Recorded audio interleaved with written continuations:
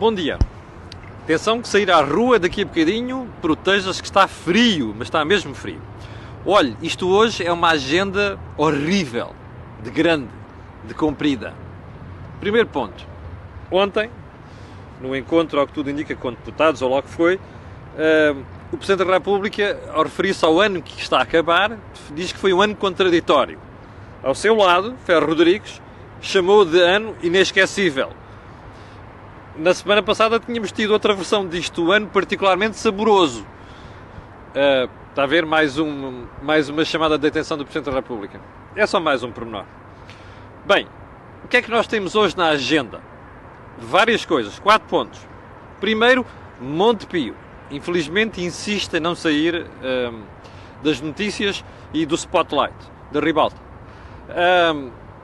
Antes de ontem, o Dr. José Miguel Júdice, na sua habitual crónica da TVI, disse uma coisa que já tinha sido, assim, deixada entre linhas nas informações que a comunicação social, aquela que se tem dedicado ao assunto, porque há uma parte da comunicação social que está a passar completamente ao lado desta história, mas dizia eu que ele deu a entender que tinha havido pressão do Governo sobre a Santa Casa para entrar no Monte Pio. Lembra-se da conversa? Nós estivemos aqui na semana passada e já antes disso, a Santa Casa, ao que tudo indica, iria meter 200 milhões de euros no capital do Monte Pio, mais ou menos equivalente a 8,3% do capital social. Isso já foi dado como certo, inclusive por pessoas dentro da própria Associação Mutualista. Bom, o Dr. José Miguel Júdice veio dizer que o Dr. Santana Lopes, quando estava na Santa Casa, tinha confirmado que tinha havido pressões do Governo sobre a Santa Casa para entrar no capital do Monte Pio. Você conhece a história. A ideia de meter 200 milhões de euros e dizer que aquilo vale mais ou menos 9, 10% do capital é confirmar a avaliação de Monte Pio à volta dos 2 bi. Bom, a primeira pergunta que nós fizemos na altura, e tem que se fazer isto até o processo estar tudo concluído e esclarecido, é: porquê é que é a Santa Casa entrar no capital de Monte Pio?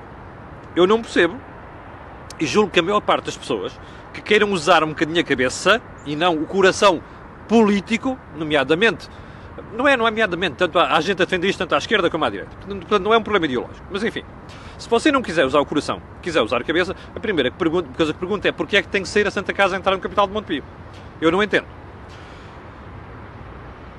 Espera aí, se o Governo anda para aí a dizer, inclusive é deputados do Partido Socialista, andam para aí a dizer que há muita gente disposta a investir em Portugal, apesar de outros disparates que estamos a fazer, expliquem-me só uma coisa. A primeira pergunta: porquê é que não há alguém disposto de fora, investidor estrangeiro, disposto a entrar no capital de Monte Pio? Não percebo. É preciso ir por a Santa Casa? Quem gera o apoio à pobreza e às situações difíceis, é isso, é? Bom, correndo o risco de perder esse dinheiro um dia. Não estou a dizer que o Monte Pio está falido, nada disso, não é, o problema não é esse, mas como sabe, a banca é um negócio de risco. E nós vimos isto particularmente nos últimos 10 anos. E, portanto, às vezes dizem-nos que é a coisa mais fantástica do mundo, mas não é. E não é preciso ir ao BES, nem é preciso ir ao BPM para perceber isso. Portanto, negócios de Santa Casa não podem ser estes negócios de risco. Não podem ser. Bom, primeiro ponto. Mas a questão agora é outra. Quem é que tinha razão? O Dr. José Miguel Júdice ou o Governo? Porque, entretanto, Vieira da Silva apressou-se logo a dizer que não tinha havido pressão no seu Ministério. Bom, conhecendo nós a forma como isto se processa normalmente, e normalmente coisas em que o Dr. Vieira da Silva se mete, e inclusive a pessoas do Partido Socialista, eu não me custa nada a acreditar que o Governo tenha pressionado. Inclusive, ainda para mais, que o suspeito nisto tudo, e que me faz impressão nesta história, é o Banco de Portugal também ter apoiado a entrada da Santa Casa. Eu sou um defensor do Banco de Portugal, como sabe. Agora, não percebo, sinceramente, se o Banco de Portugal tiver apoiado isto, não percebo. Mas o ponto que aconteceu ontem, o Dr. Santana Lopes fez chegar redações do comunicado em que disse que realmente tinha havido um pedido do Governo, mas não falou em pressão. Quer ter aliação. Candidato, aliações do PSD, não quer chatices e tal. E disse que quando saiu de lá, tinha pedido uma auditoria para saber, ao Monte Pio e à Associação Mutualista, para saber se a Santa Casa lá devia meter dinheiro. Mas o Dr. Júdice, na sua conversa, tinha dito que ele tinha aprovado até uma entrada de 60 milhões de euros. De repente aquilo transformou-se, como sabem, em 200 milhões de euros. Bom, como você já percebeu, isto é uma atrapalhada em que ninguém se entende e é que as coisas não estão claras. Portanto, eu continuo a questionar a razão da entrada da Santa Casa no Monte Pio. Repito, não é porque eu acho que o banco é um problema, não é isso, é porque eu não acho que a Santa Casa não tem de se meter em negócios de risco. Segundo ponto, eu gostava de ver como contribuinte e como cidadão esclarecida esta história de o governo ter ou não pressionado a Presidente da Casa. Eu vou-lhe dizer a minha opinião pessoal. Acho que pressionou. Melhor, não tenho dúvida que pressionou. Quem foi? Não sei. Se foi o Ministro, se foi o Primeiro-Ministro, se foi alguém que superou, não sei. E eu não tenho dúvida que pressionou. E não tenho dúvida porque já tive informações dentro do próprio Governo e já tive informações dentro do próprio Partido Socialista. Você poderá dizer, está bem, estão erradas. Ótimo, espero bem que estejam. Mas eu, neste momento, não tenho dúvida que o Governo pressionou. Portanto, mais uma razão para me esclarecerem este negócio, porque ele não cheira bem. E cada vez se vai destapando mais uma mantinha, a coisa começa a cheirar ainda pior. Bom, isto quanto ao primeiro ponto. Vamos lá, ao segundo ponto, que, como eu lhe disse, a conversa e a agenda é grande. O CTT, soube-se ontem, querem acabar com 800 postos de trabalho, encerrar balcões, aquela coisa toda. Você perguntará, bom, como sabe, a primeira reação do Governo, que já não é de agora, já tinha 2 semanas, era que gente no Partido Socialista, que é o principal partido que apoia o Governo, já tinha vindo dizer que ia analisar a reversão do negócio do CTT. Eu, na altura, expliquei-lhe aqui que isto era uma brincadeirinha do PS para satisfazer os amiguinhos do Bloco, não é? Pá, estejam calados, pá, a gente vai mandar aqui umas bocas, epá, e depois logo se vê. Isto não é, pá, estão a ver, pá, a gente acalma vocês aí e a coisa não se faz nada. Bem, há várias coisas que eu não percebo aqui. Primeiro, a atitude do Governo. Se você, olha, use você a cabeça, está bem? Esqueça que é o Camilo Lourenço a explicar isto. Use você a cabeça. Imagine você que decidiu comprar uma empresa, ou comprar algo. Bom, mas quem lhe vendeu dali a uns meses, ou 3 ou 4 meses, vem dizer assim, opá, eu se calhar vou pensar isto muito bem. Porque, olha, não estou de acordo. Ah, mas mudou, epá, não quer saber, o outro que vendeu não quer saber disso para nada. Eu não estou de acordo, portanto vou reverter esta brincadeira toda. O que é que você faz? Eu nunca mais, na porcaria da vida, faço negócios com aquele tipo. É o que você ficará a pensar. Bem, agora imagine o que é os investidores internacionais, fundos, pensões e outras coisas que compraram o CTT. E que agora ouvem dizer, epá, estes gajos são malucos, desculpa-me a expressão. Então vendem uma coisa e agora estão a dizer que vão reverter isto. Querem ir fazer o que fizeram da TAP? Querem fazer o que fizeram com os transportes coletivos metropolitanos de Lisboa e do Porto?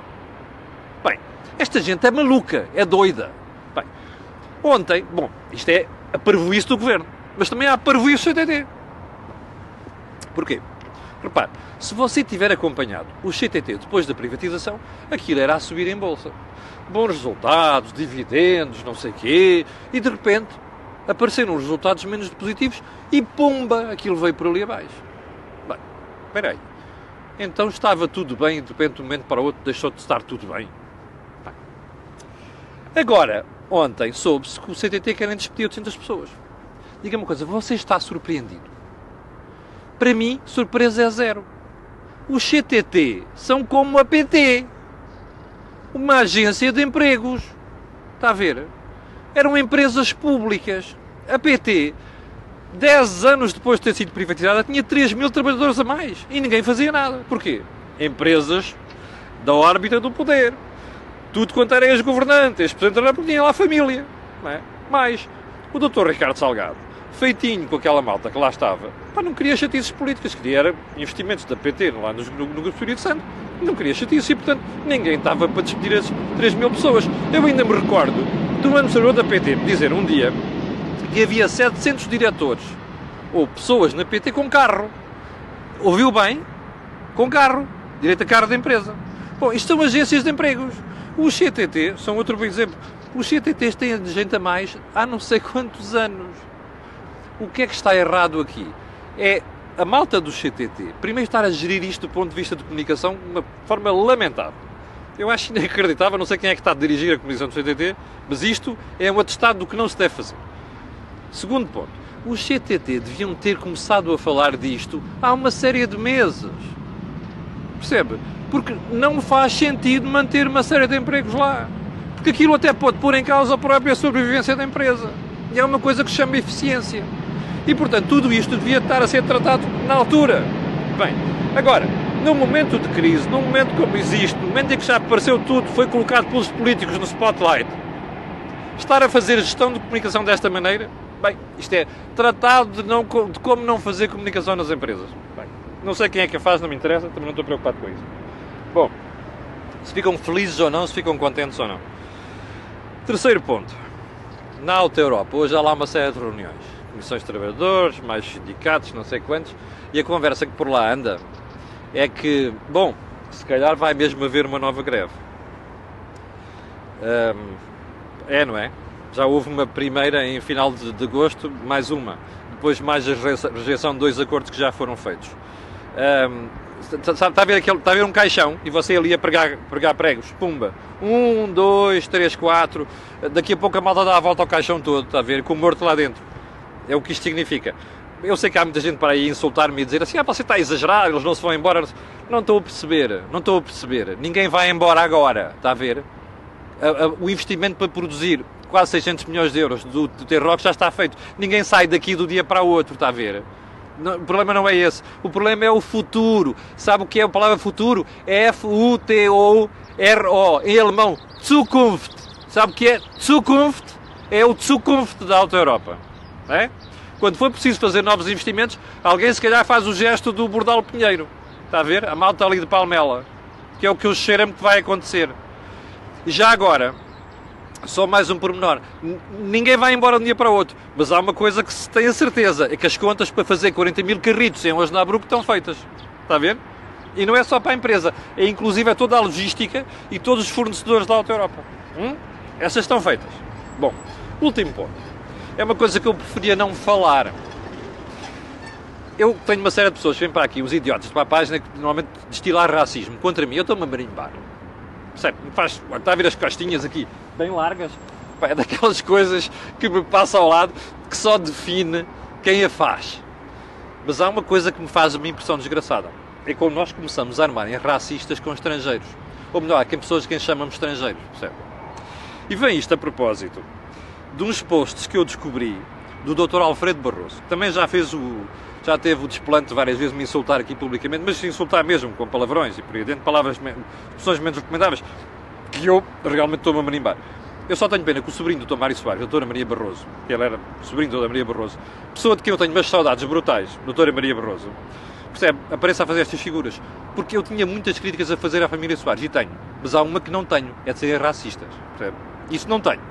Mas eu vou-lhe dizer porque é que estou indignado com o Dr. Alfredo Barroso. E com a malta aqui no mercado, que normalmente abre a boca para falar de racismo por tudo e por nada. Olha, SOS Racismo, Bloco de Esquerda, PCP, PS e Diabo 4. E até o PSD e o PS. E o CDS. Bom, o Dr. Alfredo Barroso pôs na sua página no Facebook 2 posts sobre Nádia Piazza. Nádia Piazza, como vocês sabem, é aquela senhora a quem morreu uma criança de 5 anos, um filho de 5 anos, na estrada 236-1, nos incêndios de Pedrógão.